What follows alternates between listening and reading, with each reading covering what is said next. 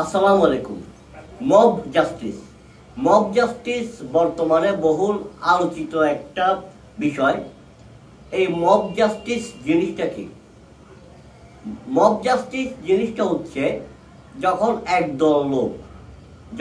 একদল লোক কতিপয় লোক একসাথে হয়ে একত্রিত হয়ে একটা গ্রুপের মতো, হ্যাঁ, কতিপয় লোক যখন একসাথে একটা দলের মতো হয়ে যখন আপনি বিশৃঙ্খল জনতা বলতে পারেন, উচ্ছৃঙ্খল জনতা বলতে পারেন, যেটাই বলেন, এক কথায় একদল লোক যখন আইন নিজের হাতে তুলে নিবে,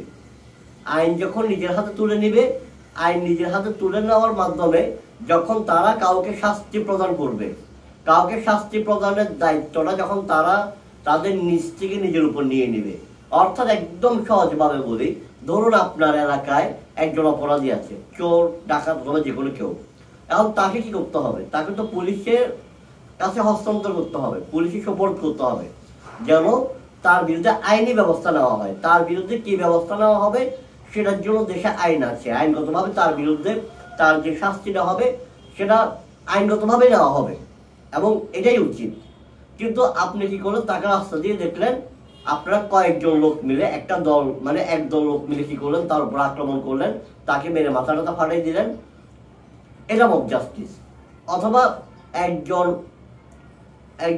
ধরেন ডাকাত হোক কিংবা কোনো বড় মাপের অপরাধী হোক, যার উপর আপনাদের এলাকাবাসীর অনেক ক্ষোভ আছে, তাকে আপনারা দেখলেন তার বিভিন্ন অপরাধের প্রমাণও আছে ধরেন, আর তাকে কি করতে হবে?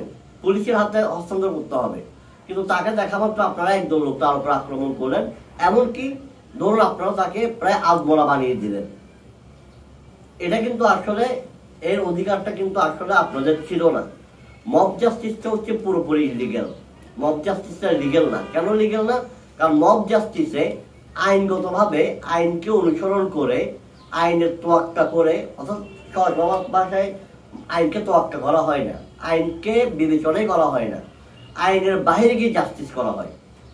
অর্থাৎ এক কথা আপনি বলতে পারেন যে একদল লোক আইনটা তাদের নিজের হাতে তুলে নিয়েছে। ধরুন কোন একজনকে আপনারা কয়েকজন মিলে একদল লোক কয়েকজনকে একটা অপরাধীকে মারলেন, এটা মব জাস্টিস। তাকে আত্মরা বানিয়ে দিলেন, এটাও মব জাস্টিস। তাকে একেবারে একদল লোক কোন একটা অপরাধীকে একেবারে মেরেই ফেললো, জানে মেরে ফেললো, এটা মব জাস্টিস। অর্থাৎ আপনি যখন তাকে শাস্তি দেওয়ার প্রক্রিয়াটা যখন আপনি নিজের কাছে তুলে নেবেন, সেটা মব জাস্টিস।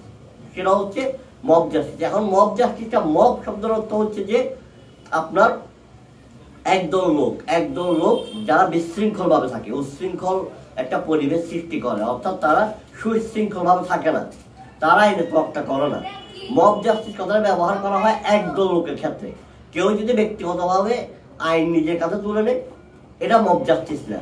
কিন্তু যখন একদল লোক, একাধিক লোক দলগতভাবে আপনার আইনটা নিজের কাছে তুলে নেবে, সেটা হবে মব জাস্টিস।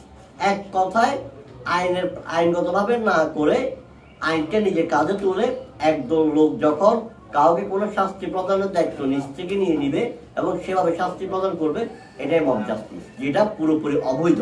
কারণ এখানে আইনের তোয়াক্কা করা হয় না। ধন্যবাদ। আসসালামু আলাইকুম।